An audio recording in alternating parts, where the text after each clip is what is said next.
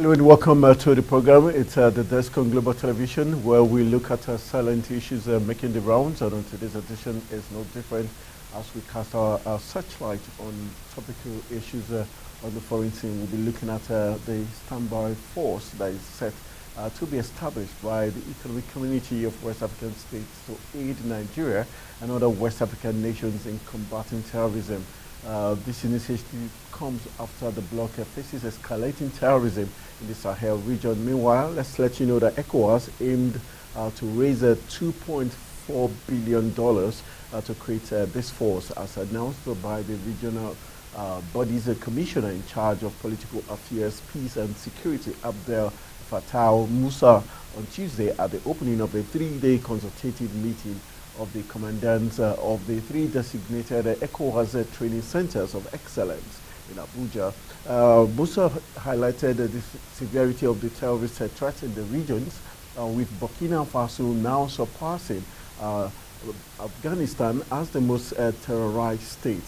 Despite progress in Nigeria against Boko Haram, Musa emphasized the need for collective action to address terrorism across the region. So we'll be looking at this keenly, and also we'll be looking at other topical issues concerning the recent return of President Ahmed Bola Tinubu after 2 weeks abroad. We know that Nigeria's President Tinubu has returned to Abuja after spending 2 weeks abroad. Tinubu returned to his official residence at the Aso Rock Villa, Abuja, in the early hours of Wednesday. 2 weeks ago, on April 23rd, 2024, the President departed Abuja for the Netherlands on a three-day official visit, honoring an invitation from the Dutch Prime Minister Mark Rutte. While the Netherlands, he participated in the Nigerian-Dutch Business and Investment Forum, which brought together heads of conglomerates and organizations in both countries. So we'll be looking at what this is going to bring to Nigeria in terms of investment for Nigeria, especially now that the economy is going through a lot of different distress from different quarters. So we'll be looking at the importance of this visit by President Ahmed Tinubu. Also, we'll be taking to Kwara State, where the Kwara State Assembly is in the news this evening. I'll be looking at the Kwara State House of Assembly that has urged the state government to probe the failure of a consultant to pay 3 billion naira salary arrears to local government and suburb workers in the state. Recall that the government released 3 billion naira to a consultant in February of 2024 to clear all salary arrears for suburb teachers and local government workers inherited from the administration of ex-governor Abdul Fattah Ahmed, who accidentally did face the EFCC for probe. However, 3 months after the fund was released to the consultants, the salary arrears are yet to be paid. So we'll be looking at what is happening there. All right, other talking points on today's edition will include the crisis in Rivers State seems not to be ending at all. Yesterday we had the PANDAF leader in the person of Chief Edward Clark call a press conference where he gave a very stern warning as regards the likely implosion of Rivers State, which he says would consume not just the state and region, but the country.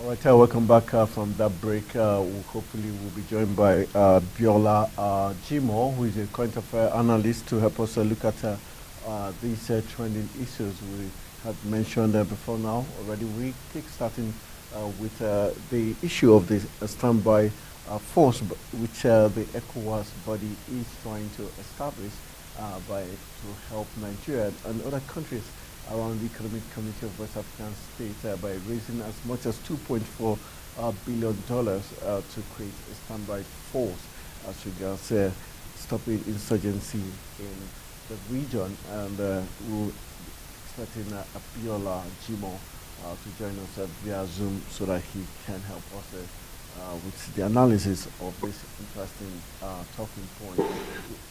All right, Abiola Jimo, thank you for joining us on the program, The Desk. Hi, good evening. It's great to be here.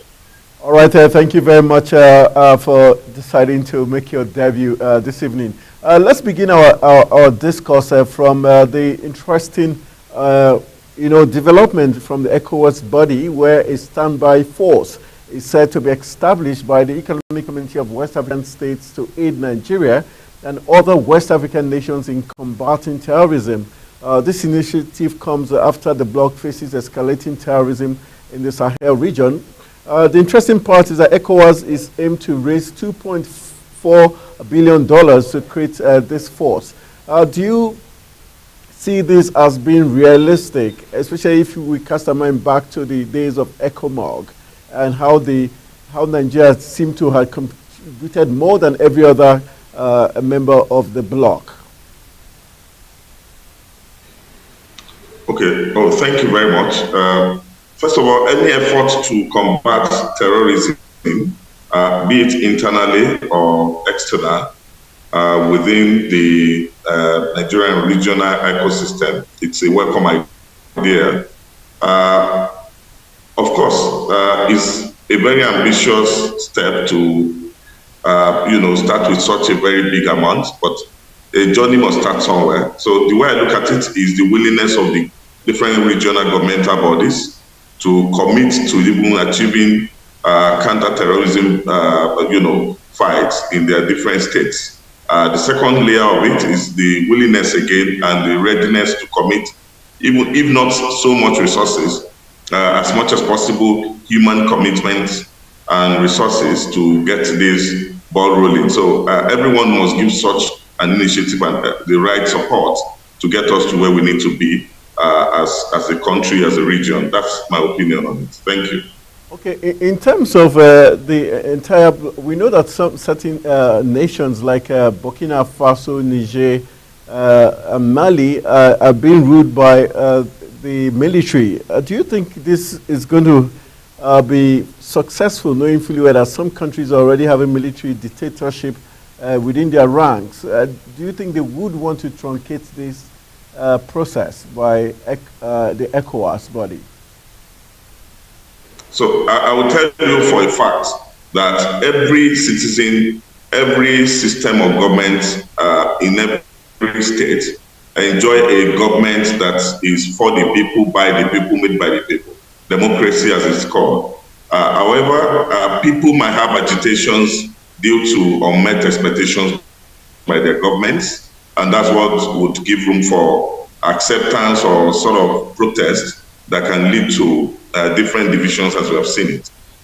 So I can tell you for a fact that any prolonged exercise of military or divisional governance in any state, beyond just showing to the current government that, oh, we do not like your style, it's then going to be seen as selfish. So I can tell you that it's a temporary situation. Nobody wants to be military or a divisive government forever. So, of course, it reduces the resources, but we need to, first of all, hold ourselves accountable in the rights of how do we even govern our people in different countries to avoid or avert this set of steps. So in doing this fundraising to enable or to counter terrorism, counter divisive government, we must also ensure that we hold ourselves as leaders, as governments in different states, accountable about the style of governance that would avert any sort of, divisional governance or, protest by people to be leading to all these sort of activities, especially for a growing economy like ours in this part of the world. Thank you. All right, Abiola, thank you very much for that take. Let's look at the issue of Mr. President returning back to the country after 2 weeks abroad. A lot of public affairs analysts have knocked the president's consistent travel abroad in search of investors, bringing investors back to the country or attracting investors into the country. They say that as long as Nigeria has or put his house in order, traveling out to attract investors is a waste of Nigeria's taxpayers' money. And recently, the president traveled to Holland. He had the invitation of the Dutch leadership, the Dutch Prime Minister, Mark Rutte. While in Netherlands, he participated in the Nigerian-Dutch Business and Investment Forum, which brought together heads of conglomerates and organizations of both countries. Are you satisfied with the efforts of the current government, and do you think it's working out, especially if you look at the issue of the ease of doing business in Nigeria and the insecurity in the country? Okay, thank you very much. Government or steps in governance cannot be run in isolation. You must put down or put in place policy measures that is enabling ease of doing business, welcoming people, not just foreign foreign investments, even encouraging local investment to grow. At the same time, you must also attract foreign investment as much as you can. So for me, going to international events, traveling out to encourage, assure people and reassure investors who are willing to invest in a nation that is boasting of over 200 million people, it's a right step. You cannot say you do one thing and then you stop every other thing. Because if you build a house without looking for tenants, is it after you finish building the house that, it's going to delay time? But if you already have tenants in prospects and then you build a house, it makes your ROI, your return on investment, to come back quickly. I mean, just to give a very practical example. However, for me, the issue of terrorism, the issue of security, I would say that there's need for more. Of course, it's never enough. Even in advanced countries, they're always doing much more to ensure security is its priority. So there's need for more. As far as I'm concerned, the number of policemen or military officers in Nigeria compared to the citizens are not adequate enough. I think there's need for more. As far as I'm also concerned, in my opinion, policies on ease of doing business have been very inconsistent recently, especially in certain sectors where people cannot tell or make assumptions. Maybe it's to clean up the system to make it better, but there's a need for government to have very clear communication of their policies and ensure that public acceptance or public understanding of such policies are made known. So that if I'm paying a price now as a business owner, I know I'm paying it towards a goal, either to serve A or serve B, that will make the country better. Of course, we are all citizens here and we want to make the country better. So that's my opinion on that. But like I said, you cannot hold down to attracting investors and then say you are building policy alone. You must do things in policy, in governance simultaneously or concurrently, but all coordinated well. Thank you. Well, do you agree that the private sector is being carried along by government? Because most times when the presidency is embarking on such trips, what we hear is ministers, state governors joining the delegation. But do you think the private sector has been given enough encouragement as a way of helping build the private sector? For instance, we know the Innocent Motors. We've not seen any government that has deliberately tried to bring businesses for Innocent Motors to expand as a way of creating more jobs in that automobile industry.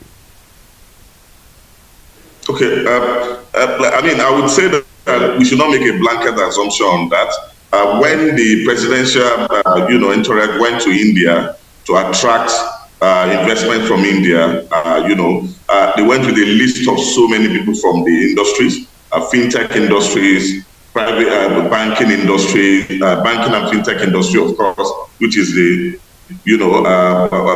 mining industry, a couple of manufacturing. They went with very long lists. In fact, some public analysts felt it was a waste of government funds to carry so much people on such trips. Also, for a lot of trips in governance, the choice of people to go with depends on whether it's a policy issue that's being discussed or strictly investment issues. So you cannot really say that is a one-routed approach to the way the list of people choosing to go under such policies are done. And I'm also aware that one of the reasons why a minister will be chosen, because a minister is supposed to have engaged with the industry they are operating, understand the challenges of that industry, collate such issues, and then put forward to the presidency, upon which they go and canvass for investment externally. So that might be the direction.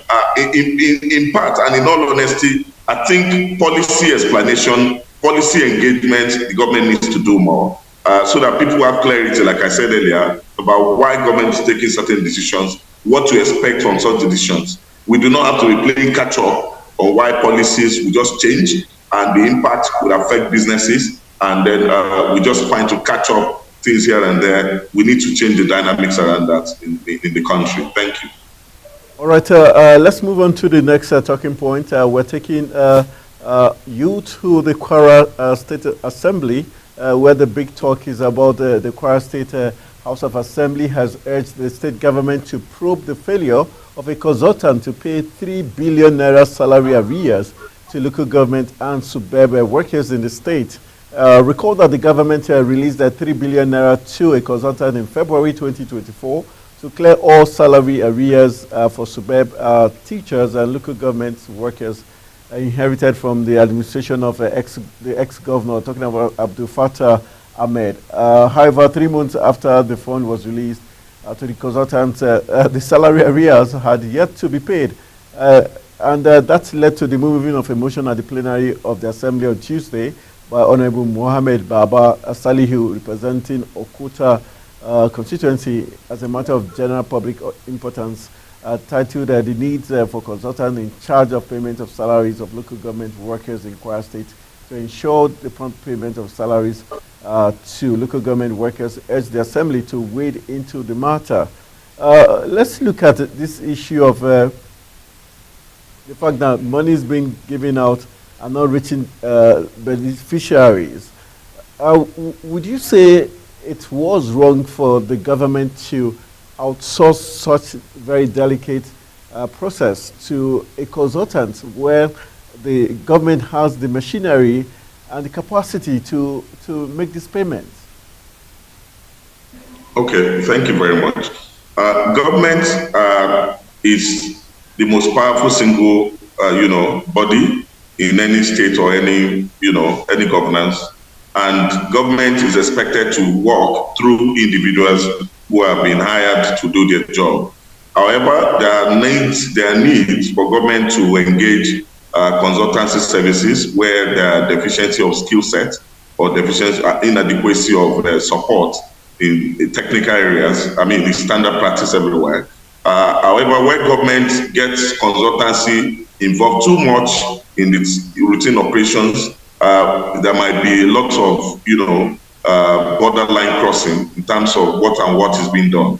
So for me, it all boils down to how accountable are we holding ourselves as the government to what we should do through strictly the civil service or to public service.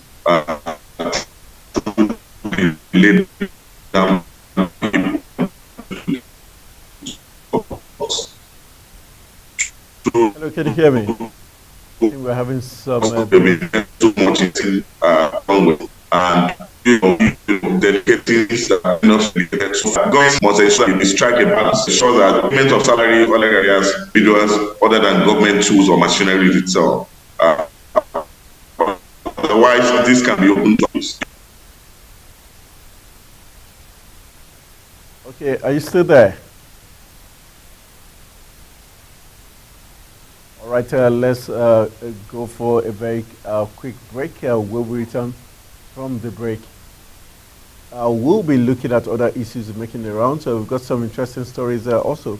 From Kwara, we'll move to River State, where Argon accuses Fubara of withholding local government funds. We'll be looking at that story and other talking points after this very short break. Stay with us.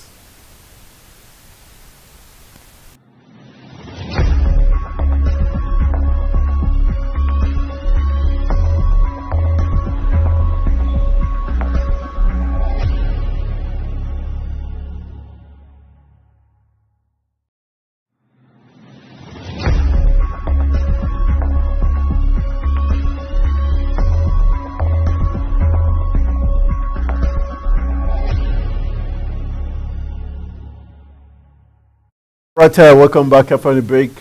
We're still talking serious matters on the desk, and our guest is still Abiola Jimoh, who is a current affairs analyst. Jimoh, thank you for hanging on. Let's move on to Rivers State. Let's look at the crisis brewing in Rivers State. From your perspective, yesterday we had the PANDEF leader in the person of Chief Edwin Clark make very sweeping and strong statement as regards the fact that if the Inspector General of Police do not, give directives to his men to stop shielding the 27 lawmakers in Rivers State, crisis might brew that might consume the state and also the nation at large. And also we did hear the APC ask the House of Assembly to start or commence the process of impeaching Governor Sim Fubara. And just today again, Argon has accused Fubara of withholding local government funds and so support the impeachment process. Are you comfortable with all the crisis brewing in Rivers, and how do you see this playing out? River State crisis is not new to any of us so far in Nigeria. The essential thing for me to stand out there or to point out there is there is need for us to look deeply and continue to engage with stakeholders in River State to ensure that an oil-producing state that is rich in natural resources, that is also being a very responsible state, keeping the peace all this while, go back to its name. There's need for more consultation to ensure that if there are any issues, whether spoken publicly or unspoken, should be amicably resolved. Nobody progresses in times of crisis. The governor of River State, His Excellency, has also mentioned that in the past, all the stakeholders involved, allegedly involved in some of the issues, have also said that nobody thrives in the time of crisis. So for me, pockets of issues will continue to come out of Rivers. We see how gone withholding salaries allegedly by the governor today, issues of National House of Assembly in Rivers State, and there are so many pockets of issues, either publicly announced or not, are going to keep on coming up until stakeholders who are genuinely involved have a sit down to see how they can move forward, bury their chest, and find a lasting resolution to ensure that people of Rivers State enjoy the fruits of good governance, democracy, which they have, voted for the governor for. So, and not just the governor, all the political stakeholders and every other stakeholders in Rivers State for. So, as far as I'm concerned, they need to go back to the drawing board to look at genuine reconciliation. Otherwise, pockets of issues will keep on coming. Thank you. Can we hold the presidency responsible for the festering crisis in Rivers State? The fact that the president did try to, reach a truce with the governor and the 27 lawmakers, who the Constitution says in Section 109 1G that when elected political officers in a party is elected in a particular party into power, decides to defect without crisis at the national level, automatically loses their seat. The fact that the president is ignoring that to reach that truce makes it more illegal, and shouldn't Sim Fubara take necessary actions, knowing that the constitution backs him, and the fact that those 27 lawmakers are truly illegal? Okay, this is an opinion. A subject of law is not something you pronounce except you have become a judge. A subject of law is not something you pronounce in one strength like that, based on just verbatim expression of the Constitution. Lawyers, but there has been court rulings to that effect. Exactly, there has been court ruling, but like I said, in every case there are always distinguishing, each case for its own merit, each case based on its own facts. If there are differences in each cases, you can't give a position like that. I'm just trying to say that we are not a court of law. We can only afford to what is expected based on earlier judgments. But in the instant case, I would say it again, that beyond referring to laws, beyond referring to issues, I know there have been lots of consultations leading to some sit down in the past and saying truth has been achieved. There's need to ensure that there is genuine truth, because these are cases of two elephants fighting. The key thing for me, from a standpoint of people-centric governance, is who is suffering all these issues is the people of the state. That will not, and by extension, Nigerians entirely, because nobody wants to go to a state that is not, so to say, seen as peaceful, to do businesses, to consult or engage further. You want to be sure that the right things are done in the state before you go and put your investment there. So like I've severally maintained so far, there is need for genuine reconciliation. Otherwise, regardless of number of issues raised, there will always be crisis where there is no genuine reconciliation between people, among people. Thank you. Well, is it possible to hold the FCT minister and the president responsible for the non-ending feuds in Rivers State? Shouldn't the president do better to call the FCT minister to order, and the FCT minister in turn call his loyalists in the state to order? Okay, I mean, that's one way to look at it. Not just calling people to order, it's actually to ensure that if there are genuine issues identified, people sit down to resolve. And if there are resolutions that are beyond just sitting down, if there's a need to go to court to trash out issues, let people go to court and have these issues entertained. The issue of taking laws into one's hands, running a government based on one-sided approach or interference from different subgroups within the state can never resolve anything. It's always paramount in politics that divided interests. There are divided interests, there are divided positions on issues, but how to now marry these issues or align on it to ensure that people that we have been put in place for, the masses, the populace, the electorates, benefit the fruits of governance, the fruits of democracy, should be the focus here. To continue to raise the swords around what is wrong or what is not right is going to keep us, putting us in trouble. The court is there to go and tread carefully on whatever you think is an injustice to you on a subject, or if there are genuine issues to be discussed, parties need to sit down and have those conversations. And that's what I've been calling for all along. To continue to have a very strong-worded approach will never resolve anything for anyone. And nobody benefits when there is no peace. Thank you. All right, thank you very much. Let's move to the next talking point. We've got the issue of the PDP crisis. Wicked not working against party, says Bode George. That's the next talking point we're looking at, as elder statesman and the chieftain of the People's Democratic Party, Bode George, has affirmed that the Minister of the Federal Capital Territory, Nyesom Wike, is a bona fide member of the party. George added that Wike, a former governor of Rivers State, had written a letter to the party stating his intention to work with the ruling All Progressive Congress government led by President Bola Tinubu. The former national vice chairman of the PDP Southwest gave the insight on the accusations that Wike was working against the PDP during his interview recently.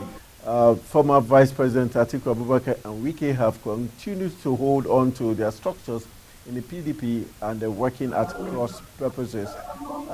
Wike led the G5 governors, which comprised Seyi Makinde, Samuel Otom, and Okeze Ikpeazu, Ifeanyi Ugwanyi, and some other stakeholders in the PDP to work against Atiku during the 2023 elections. Are you convinced that Wike is still completely committed to the PDP, or he's just buying time to ensure that he gets a juicy spot in the APC before he decamps? Okay. Thank you very much. These are questions that should be directed at, the party mentioned, and it's not an opinion one can hold for the party mentioned, the Honourable Minister of the FCT, His Excellency, Dr. Wike. It's not these are questions he might need to answer. However, in the right scope of things, regardless of party affiliations, individuals can be appointed by any sitting government into seats. If the party have it in its constitution internally that such an appointment constitutes a grant to remove such person from the party, then it's left for the party to use the instrumentality of their laws, their bylaws, or if it's something being challenged in court to do the needful. But like I said, being given an appointment to an individual by a sitting government, whether they belong to the party or not, is a matter of the subject of discretion by the presidency. But when there are laid rules about the implications for the individual in the party they currently belong to, that's a different matter entirely. Thank you. All right. As we reach the business end of the program, we've got barely 10 minutes to continue our discussion. But let's look at recently the House of the Senate resumed, and there were issues as regards renovation that was done in the Senate, chambers. Ali Ndume, who is the chief whip of the Senate, did raise an issue on this, Standing Order 42, where he said the complex, the Senate's chamber that was renovated is more now like a conference center rather than a chamber. And the senators did have issues as regards the sitting arrangement also, which led the Senate president to try to convince Ali Ndume that things are being sorted out.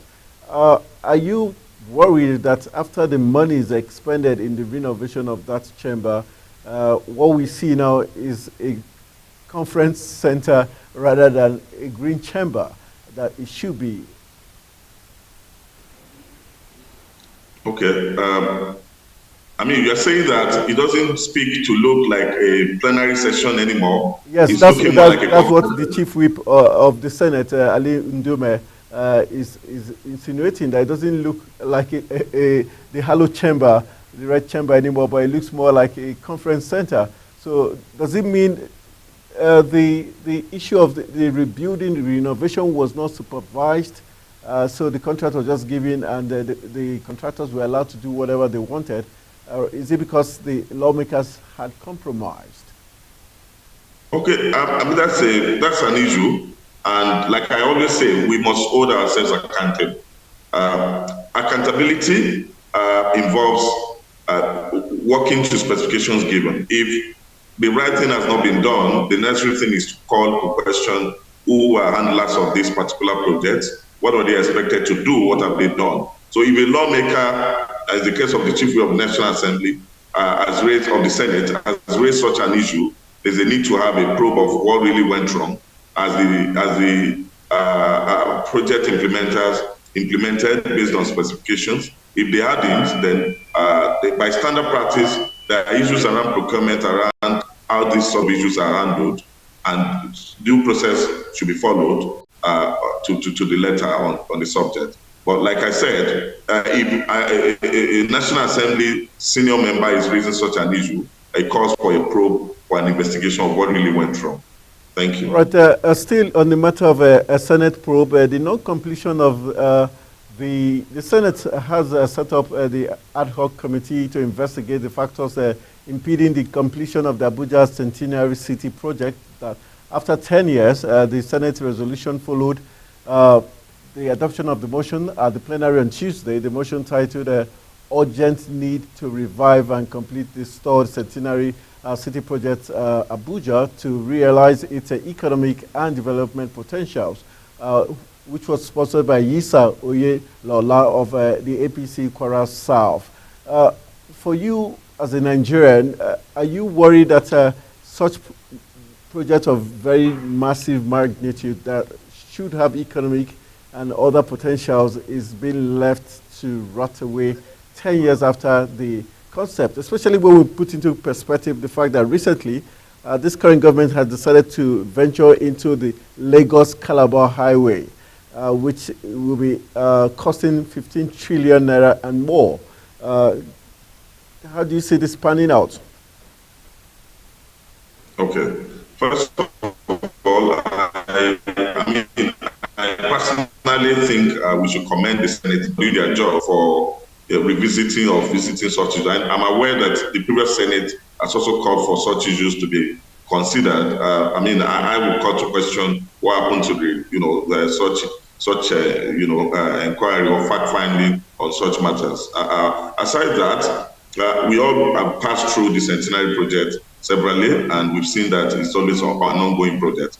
We would have to wait to know the facts, revealed by the investigations of the Senate as to what exactly is going on. Government is a bit very complex. You might not really understand until you dive deeper. Before you begin to allege that things have been going wrong, it might be due to lack of, proper allocation of budgeted funds to carry on the project, maybe due to deprioritization. So there's a need to do, like you already mentioned, to carry on that investigation thoroughly, understand what really went wrong before, such information are made to the public, and we can then react accordingly. Thank you. All right, thank you. Just on the final note, just to get your view as regards yesterday we got the inauguration of Vladimir Putin for the 5th term in the presidency of Russia.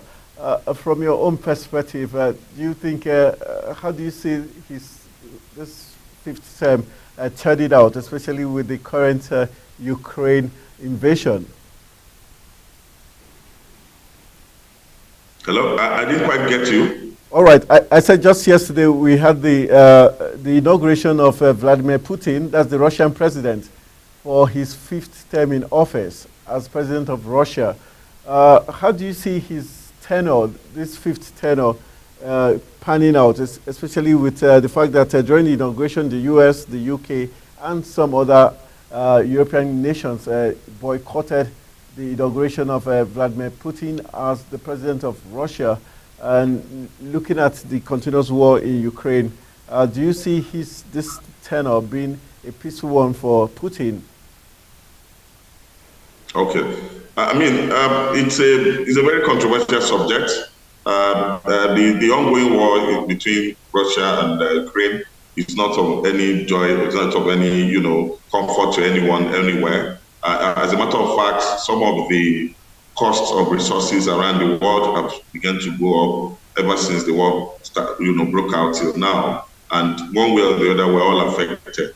Boycotting is, inauguration shows that there's a lot of dispute, a lot of rancor going on between Russia as a country due to the leadership of President Vladimir Putin. The essential thing, like I always say, is that regardless of the interest of people, regardless of the interest of different nations, we must, adopt peace, adopt reconciliation, settlement, balanced view, and justice to ensure we can all live happily. That there is no way we can live together as a country, as nations, as individuals, without having some issues or areas of dispute. But we must ensure that we avoid war. Nobody wins during war. Whether you think you win or not, you have lost in many other areas. So there's a need to embrace peace, reconciliation, and ensure that we have an amicable and working system everywhere around the world. So for me, the tenure is just starting. We pray that the world leaders address these issues to ensure peace, lasting peace, not just in Ukraine and Russia, but among all the other warring nations around the world that we're aware of. Thank you. All right. So, what will be your final scorecard for the present administration as it hits its first, 1 year in office? All right. I Okay. think. The administration, okay, the administration, has, has been known to restate that they are cleaning up a lot of situational issues that has happened over years. But I think there is a need for more communication, more engagement with the public. There's a need for more engagement, more explanatory details of how directional issues have been taken. Policies must be explained to the letter so that people see the benefits of it. Engagement, there's need for more. They will tell you that they're probably doing a lot, but there's a need for more and more so that people understand the direction and see the benefits. We just see policy out. We need to find out why that policy is there or how does it directly affect the common man. And that is not something adequate for the kind of trust gap that normally exists between government and people. There's a lot of huge trust gap, and we can close that trust gap by communicating and engaging more and more, pre-releasing policies and post-releasing policies, so that people see the genuineness of the government and see their commitment to good governance and a better state, a better country for all of us. Thank you. All right, thank you very much, Abiola Jimoh, current affairs analyst. Thank you for making your debut on the desk within a short notice, and thank you for your very sound and balanced and patriotic analysis of all the talking points. We urge you to enjoy the rest of your day. Thank you very much. Thank you. Thank you, bye. All right, that's how we're going to call it a wrap on today's edition of the program, The Desk on Global Television. My name is Anthony Momodi, saying thank you for being part of today's discourse and highlight of all very important issues plaguing Africa's biggest black nation, Nigeria. Let's do this again tomorrow. Good evening.